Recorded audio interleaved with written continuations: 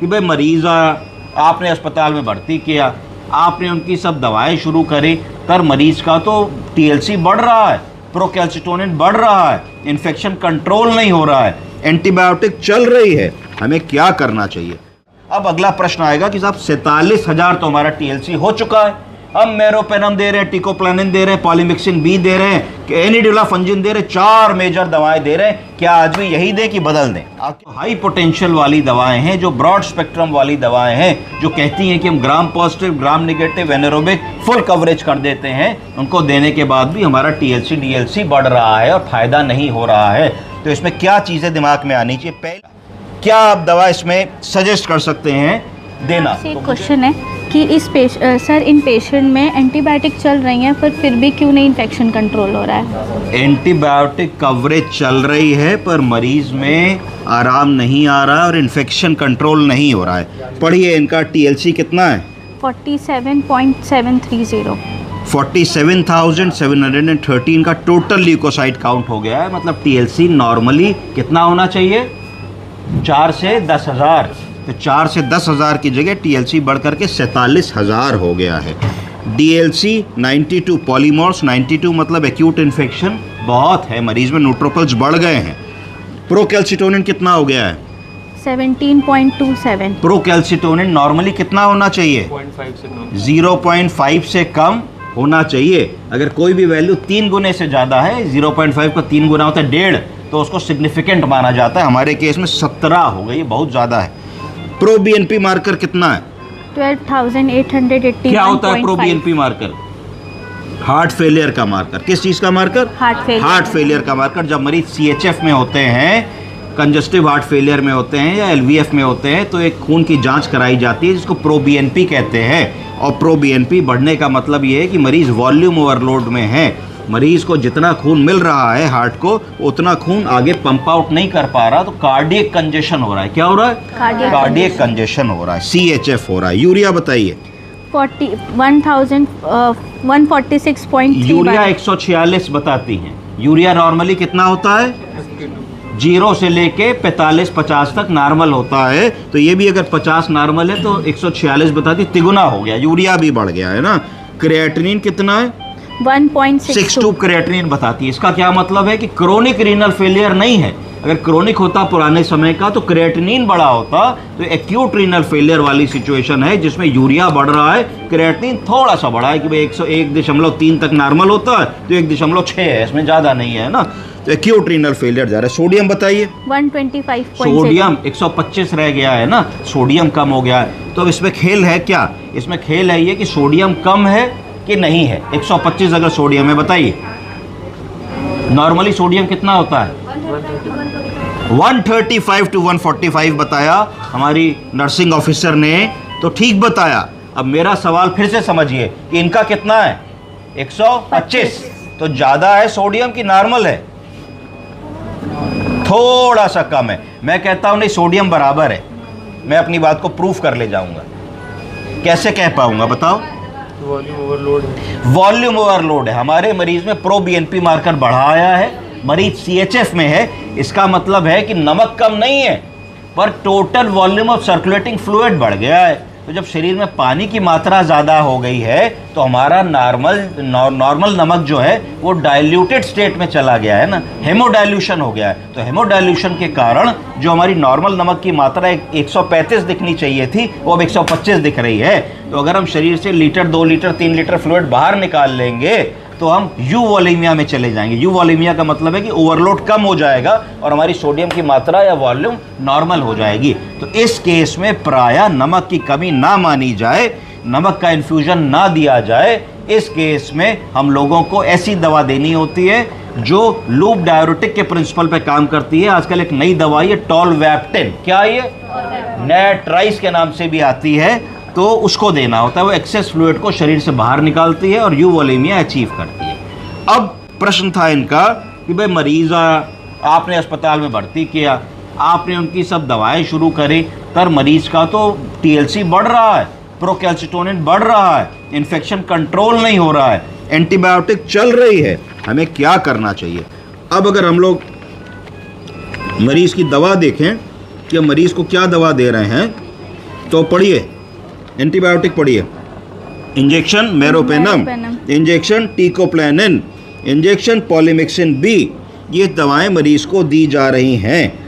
इन दवाओं के बाद एक एंटी फंगल ड्रग भी हम लोग मरीज को दे रहे हैं जिसका नाम है एनिड्यूलाफंजेन। क्या है? एनिड्यूलाफंजेन। तो हम अपने बुद्धि से gram positive, gram negative, anaerobic, anti fungal सारी दवाएं दे रहे हैं एंटी वायरल ड्रग को छोड़ के, क्योंकि वायरल इन्फेक्शन होने का कोई साक्ष्य नहीं है पर मरीज में लाभ नहीं है। तो इसका मतलब है कि कल्चर भी बहुत कुछ नहीं बता रहे हैं, तो हम एक मल्टीपल ड्रग रेजिस्टेंट इन्फेक्शन की तरफ जा रहे हैं, MDR इन्फेक्शन, जिसमें जो हाई पोटेंशियल वाली दवाएं हैं, जो ब्रॉड स्पेक्ट्रम वाली दवाएं हैं, जो कहती हैं कि हम gram positive, gram negative, anaerobic full coverage कर देते हैं, उनको देने के बाद भी हमारा TLC DLC बढ़ रहा है और फायदा नहीं हो रहा है।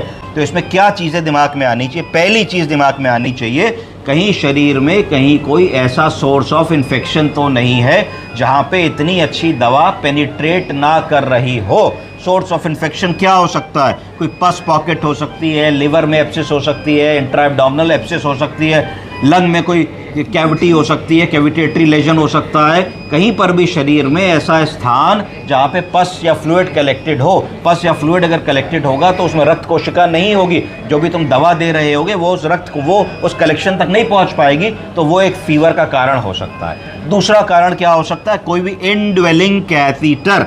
अगर आपके पास इतना बीमार मरीज है, आपने उसको आर्टीरियल लाइन भी डाली है, आपने उसको सेंट्रल लाइन भी डाली है, आपने उसको कैथीटर भी डाला है, आपने उसको राइल्स ट्यूब भी डाली है, आपने उसको ट्रैकियोस्टमी भी कर रखी है, तो हो सकता है कि आपकी प्लास्टिक की ट्यूब जो आपने डाली है, जिसको कहा जाता है इनड्वेलिंग कैथीटर। इनड्वेलिंग कैथीटर का मतलब है जैसे आप खड़ी हैं, आप खड़ी हैं, मैं खड़ा हूँ, हम लोगों के शरीर में कोई नलियाँ पड़ी हैं? नहीं पड़ी हैं। अब अगर हमारे शरीर में 3 प्लास्टिक की नलियाँ डाल दो और कहा जाए भाई इसी को पहन लगा करके जाओ ऑफिस, तो नलियों के थ्रू इन्फेक्शन होगा ना कि नहीं होगा? होगा। दूसरी क्या प्रॉब्लम होगी कि जो तुमने प्लास्टिक की नली डाल दी, पेशाब की नली में सिलिकॉन की नली डाल दी, कुछ भी ऐसा डाल दिया, तो उस नली के अंदर खून जा रहा है? नहीं जा रहा है। तो जो तुम दवा खून में लगा रहे हो, उस दवा का वहाँ तक डिस्ट्रीब्यूशन ही नहीं है। दवा कैसे वहाँ तक पहुँचेगी? नहीं पहुँच पाएगी ना, क्योंकि दवा तो वहाँ जाएगी जहाँ रक्त कोशिका है। तो अगर उंगली में फोड़ा है तो तुमने इंजेक्शन लगाया तो यहाँ खून से दवा पहुँची, उसने फोड़ा ठीक कर दिया। पर अगर मान लो तुमने उंगली के ऊपर बैंडेड लगाई है और बैंडेड और उंगली के बीच में इन्फेक्शन है, तो वहाँ तो दवा नहीं जा पाएगी ना। इस तरीके से जो भी इनड्वेलिंग कैथीटर्स हो उनको बदल दो, यानी कि मरीज़ की आज ट्रैकियोस्टमी बदली जाएगी, मरीज़ की आज पेशाब की नली बदली जाएगी, मरीज़ की आज सेंट्रल लाइन बदली जाएगी, मरीज़ की आज आर्टीरियल लाइन बदली जाएगी। देखा जाएगा कि भाई ये सब बदलने से हमारा जो बुखार आ रहा है और TLC है उसका ट्रेंड क्या जा रहा है। अगर मान लीजिए इनको बदलते ही हमारा बुखार का ट्रेंड इम्प्रूव होने लगता है, TLC का ट्रेंड इम्प्रूव होने लगता है, पेशेंट इम्प्रूव होने लगता है, तो हम इस समय सोचेंगे कि भाई हमारा सारा दोष उसी किसी एक चीज़ का था जिसको बदलने से हमारा इन्फेक्शन कर्टेल हो गया, कंट्रोल होने लगा। तुरंत सारी चीज़ों का कल्चर भेजो, यानी कि जो ट्रैकियोस्टमी निकाल रहे हो उसका टिप काट करके कल्चर के लिए भेजो, पेशाब की नली निकाल रहे हो तो पेशाब की नली का टिप काट के कल्चर के लिए भेजो, सेंट्रल लाइन निकाल रहे हो तो सेंट्रल लाइन का टिप जो शरीर के अंदर 10 दिन से पड़ा है उसकी टिप निकाल के कल्चर के लिए भेजो। सब चीज़ें बहुत ही स्टरलाइज तरीके से होनी चाहिए। स्टरलाइज शीशी होनी चाहिए, स्टरलाइज सर्जिकल ब्लेड होना चाहिए, ग्लव्स पहने होने चाहिए जिससे कंटेमिनेशन ना हो। तो तुमको 3 से 5 दिन में कल्चर की रिपोर्ट्स आने लगेंगी, पता लगने लगेगा कि भाई इन्फेक्शन हार्ट की सेंट्रल लाइन में था, पेशाब के कैथीटर में था, गले की ट्रैकियोस्टमी में था, या अगर कोई और बेडसोर है या कुछ है वहाँ पे था। इतना कर देने से हमारा काफ़ी सारा काम निपट जाएगा। तब तक अब अगला प्रश्न आएगा कि साहब 47,000 तो हमारा TLC हो चुका है, हम मेरोपेनम दे रहे हैं, टीकोप्लेनिन दे रहे हैं, पॉलीमिक्सिन बी दे रहे हैं, एनिड्यूलाफंजिन दे रहे हैं, 4 मेजर दवाएं दे रहे हैं, क्या आज भी यही दें कि बदल दें? आप क्या कहेंगे डॉक्टर साहब? सर बदल सकते हैं, आप बताइए। सर अभी थोड़ा वेट करेंगे। वेट करेंगे, ये वेट करेंगे कि काउंट सब 47,000 से बढ़ करके 60,000 हो जाए, तो वेट करेंगी? हैं वेट करेंगी? नो सर, नहीं करेंगी। अभी तो आपने कहा करेंगी। सर हमने सारे जो सेंट्रल लाइन है कैथेटर 3 दिन लगेंगे रिपोर्ट आने में, चेंज किया है, तो उससे मे बी हम नोटिस करेंगे टाइम पीरियड की। कठिन सवाल है, यही चर्चा का विषय है कि क्या हम आज दवा बदल दें या 3 दिन कल्चर आने का वेट करें। अब इस पे हमें दिमाग लगाना होगा कि हमारा ट्रेंड क्या है।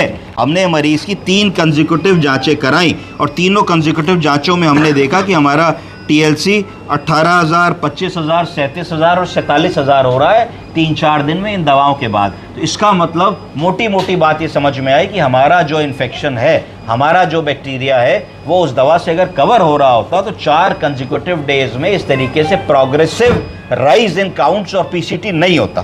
तो इमीडिएट इफेक्ट से इस दवा को बदलना होगा, एम्पेरिकली बदलना होगा, अपने तजुर्बे से आपको कुछ दवा चेंज करनी होगी और वेट करना होगा कल्चर्स का।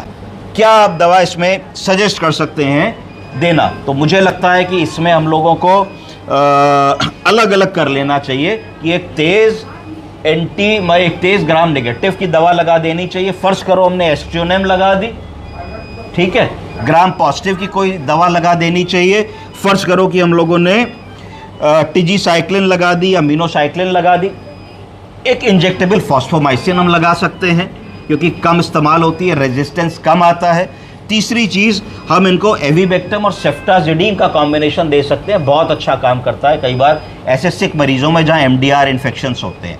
और एंटी फंगल ड्रग हम दे रहे थे, फ़ायदा नहीं हो रहा है, उसको रोक सकते हैं क्योंकि अगर एंटी फंगल से फ़ायदा हो रहा होता तो कुछ फ़ायदा उसने किया होता। एम्पेरिकली हम लोग इस एंटीबायोटिक को अपने डिस्कस कर सकते हैं अपनी टीम में, क्रिटिकल केयर से, सब लोगों से, नेफ्रोलॉजिस्ट से कि किस डोज में उसको देना है। क्यों? क्योंकि यूरिया बढ़ा है, क्रिएटिनिन बॉर्डर लाइन है, तो हमको इसमें क्या करना पड़ेगा? ड्रग डोज टाइट्रेशन करना पड़ेगा। अर्थात वो दवा नहीं दे सकते जो नॉर्मल मरीज को देंगे, वो दवा देंगे जो इनकी किडनी की क्रिएटिनिन क्लियरेंस रेट के हिसाब से सही मानी जाएगी। तो इतनी चीज़ इनमें समझ में आएगी तो अर्जेंटली सारी लाइन चेंज, सारा चीज़ों का कल्चर सेंसिटिविटी भेजना, उन दवाओं को रोकना, नई दवाओं पे इनको लेना, ओरल केयर, आई केयर, DVT के लिए चेक करना, कोई पस पॉकेट तो नहीं है, कोई बेडसोर तो नहीं बन रहा है, और क्या चीज़ हम लोग इनको देख सकते हैं, उस पर विजिलेंटली मरीज को इंस्पेक्ट करना, ओरल, मुंह, आँख, कान, सब चीज़ों को ध्यान देना, और फिर अगले 24 घंटे बाद फिर टेस्ट को रिपीट करना और रिपीट करके ट्रेंड को देखना। आप लोग समझ गए?